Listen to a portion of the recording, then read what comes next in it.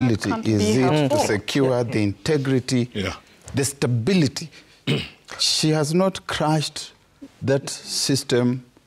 You see, my brother, what you are saying is when a government decides to criminalize dissent, when it decides to criminalize everything that it does not agree with, it doesn't matter what it has said before or what it is saying now. What matters is that you must toe its line. It's the one that defines the good, and it's the one that defines the bad. And the ugly. And the ugly. Yeah. And as a result, you have, for example, in East Africa, a kind of a consensus across the governments that they will deal with their criminals using all manner of repression. And therefore, there is a regionalization of repression.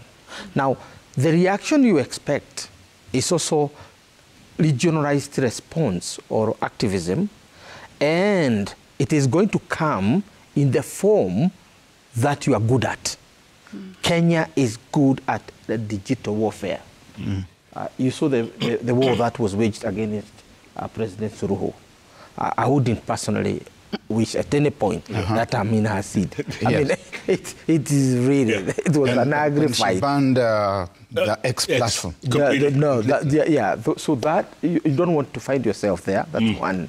Two, in Kenya, you cannot, preach water and then take wine.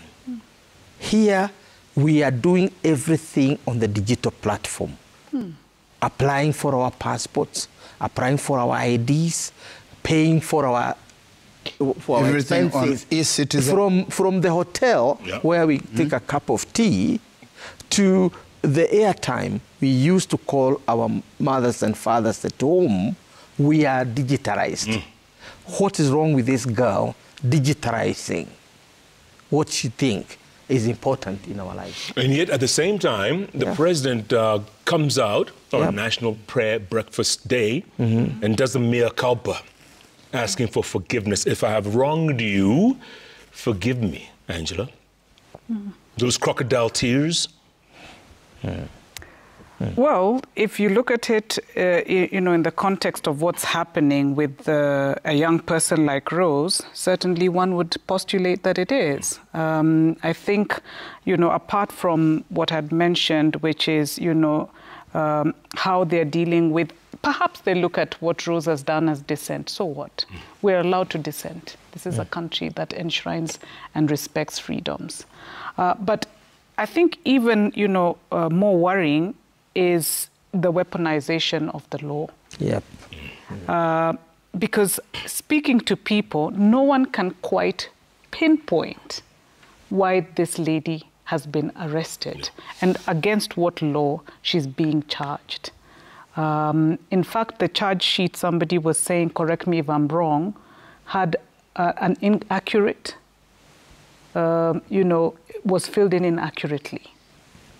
So as it is right now, Rose was just arrested because somebody somewhere was very unhappy. That is not the way we can, live in this country. She created a platform that people used to send feedback to Parliament. How can that be a crime? And because the feedback was overwhelming, the parliamentary ICT system collapsed. And that's a very big offense. So she succeeded. Because there was so much feedback. In a way, And Parliament had invited the feedback. Even as we sit here, it is still receiving feedback. What about the mea culpa, folks? I mean, let me slide away. There's a general crisis in this country, that lack of a moral force in terms of doing what you say and saying what you're doing. Basically being a moral society, moral order. So that lying has become part of the game. Doing bad things and encouraging others to do. We literally reward the wrongs and punish the rights. And it is beginning to become the norm. I think that's where the problem is. Take, for example, you'll find a person in the street doing well, and you just get hold of him. Because you want publicity, you vet him with the highest honor in the land, like he has fought 20 wars on behalf of this country. So you give him the honor, head of state commendation, or elder of golden heart and burning heart and all that. Yet a person who has been vetted by the whole world, Ngugi wa Thiong'o, who missed the Nobel Peace Prize by whisker. By virtue of the fact that we had another Kenyan who had just been vetted, I mean, given the theme, and we are a tiny country. You cannot even give him the head of state commendation. And unfortunately, when he passes on, we are scrabbling for space in the newspaper. Every one of us write in the Twitter space, saying how great he was. And we are the one who are giving the medals, and we can't give him. Now, this is a society where it is beginning to surprise me whether we have a conscience. No, it is very worrying, to be honest with you. Is it worrying? No, it stopped worrying me.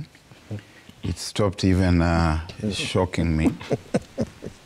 The things that I do and I say in this country today are part of data gathering and data storage for future generations, that they will want to know the truth. You know, if you read the Bible, and you are a Christian gentleman like myself and my two colleagues here, in the Gospel according to St. John, to St. Luke, the author says at the beginning that having followed closely the things that happened in the life and career of Jesus Christ, as they have reached us from those who from the beginning were eyewitnesses of these things, it occurred to me that I should compile an orderly narrative for you. So the things that I do and say today and the ones that I witness have gone beyond surprise. They've gone beyond shock, that now we are gathering corpus for future generations. They will want to know where the rain started beating us so that they can correct the situation. Because here is a situation where you asked about mea culpa, that I blame myself, I accept that I am wrong. That should be seen within the broad context of the hypocrisy that is the national prayer ceremony that happens in this country every year. People get there clothed in piety, but underneath is unbridled profanity. And as soon as they leave that place, the cloak of piety is removed. The profane individual underneath that cloak steps out in Homa Bay, in Parliament, and they are there spewing the usual things that they have pretended to be remorseful about, to be repentant about. So within that framework, and His Excellency, the President, I'm sure is watching, or his people are watching. Yes. And they will tell him. He goes to Homa Bay and is reeling off one imaginary achievement after the other, almost as if he has been switched on, like a machine that is just going ta ta ta ta ta ta ta ta ta ta ta ta ta ta ta ta ta ta ta. There is even no moment to pause, to engage with the audience. In these communication things that we do, Angie, you know, we say pause, look at the audience, catch the eye. Are they still with you? Have you lost them? Do you need to moderate your message? So there's hypocrisy of the highest order. You have seen a member of parliament, that sacrosanct house that calls itself the august house, saying that in Kenya there is freedom of speech, but we cannot guarantee you freedom after speech. You have seen that we are operating in an environment where the hustler revolution is eating its own children. Gloria Magoma has been eaten. Cicely Mbarire, the legs are already in the mouth. Rigathi Gachagua was eaten. And many others are going to be eaten. Even Kimani Ichung'wah is going to be eaten. You better tell him that Barack was on TV and he was saying that the revolution is going to eat you. And Jeff Koinange, we sat here with you, with the PLO Lumumba, and we said it would appear that the choice before us is one of whether we are going to be eaten by the fox or by the jackal. The fox got us. And then the fox invited the jackal, or elsewhere, in a different environment. It's perhaps the hyena with teeth got us and invited the hyena without teeth and told the hyena without teeth that while I eat the flesh and the bones, you can drink the soup. Prof. That's deep. That's very deep. Prof. Yes. Broad-based, or like you were saying earlier on? Bread-based. Bread-based. Yeah. There's one person I respect profoundly. It's not good to mention names on television, but allow me to do that. Is Raila Odinga. Raila Odinga understands very clearly two things. One, you cannot run a mass party, a big party like ODM, on an empty pocket. And you cannot run it with the proceeds of your estate. Therefore, you have to be clever enough to find how do you maintain your war machine until the next war. So I think that's the first thing to look about. And from a strategic perspective, I, as a strategic thinker, I think he's the most strategic Kenyan to that end.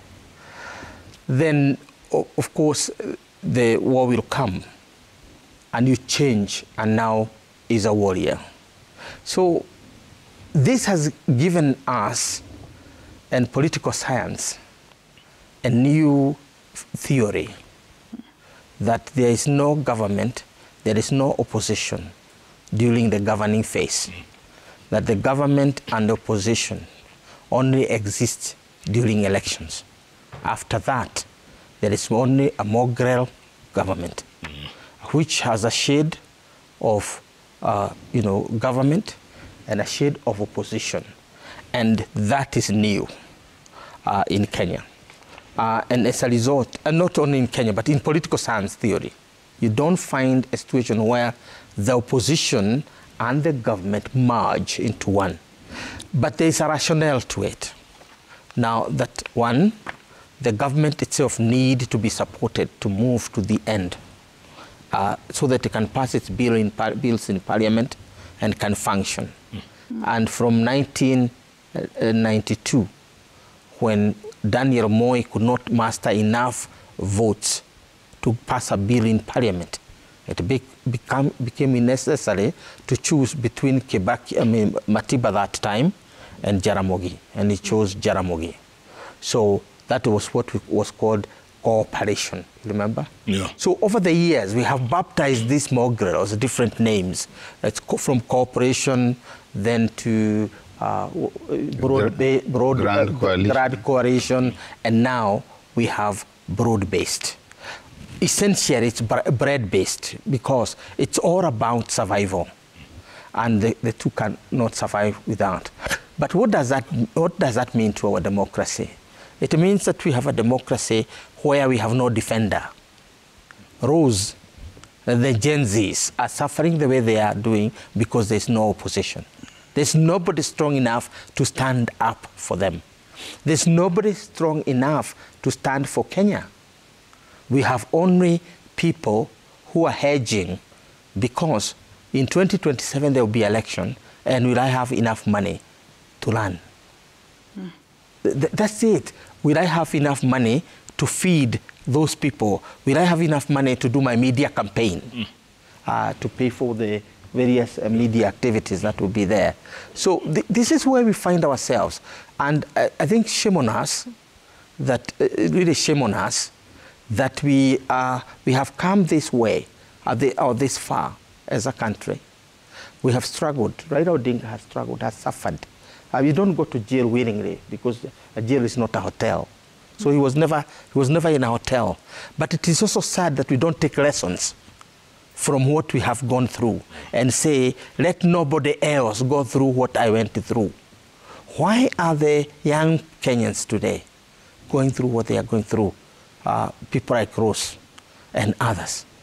People who are now beginning to fear. We have even begun to fear our shadows. Because if you see a shadow, you think somebody has come for you. If you are driving on the road now and you see a car is driving at the same speed as yourself, you wonder whether they are coming to abduct you.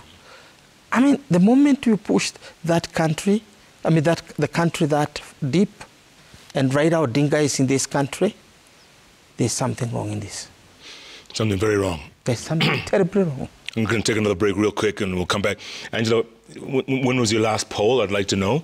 And did you ask those kinds of questions in your poll? Would like to know that. Also, IEBC. Has it finally been reconstituted? Kind of. Is it a kind of a rubber stamp IEBC? It's sort of been done. I think now it's the judiciary, which I think will also be arm-twisted. Of course, Parliament was taken hostage. Yeah, that's it. That's a rubber stamp. Hold the thought. Keep tweeting at Kunanga Jeff, at Citizen TV Kenya, the hashtag JKLive. JKLive takes a break. We'll be back in a moment.